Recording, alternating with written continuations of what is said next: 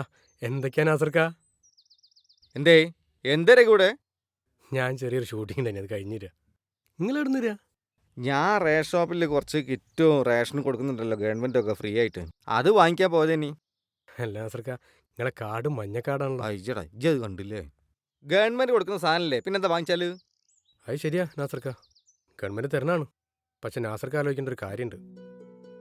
നിങ്ങളെപ്പോലെ അവകാശമില്ലാത്ത ആളുകൾ ഈ മഞ്ഞക്കാർഡിൻ്റെ ഔദാര്യങ്ങൾ പറ്റുമ്പോൾ എത്രയോ ആളുകളുടെ അന്നം മുട്ടിച്ചിലാണ് ഇത് മേടിക്കുന്നത്.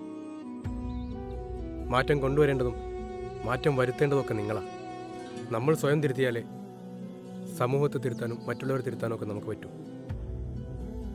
ചെമ്മട്ട് നാസർ എന്ന വ്യവസായിക്ക് അവകാശപ്പെട്ടതാണോ ഈ മഞ്ഞക്കാർഡ്?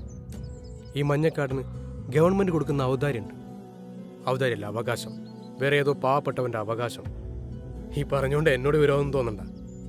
ഒരു അനുഭാവി എന്ന നിലയിൽ പറഞ്ഞെന്നുള്ളൂ. ലാൽ സലാം സഖാവേ.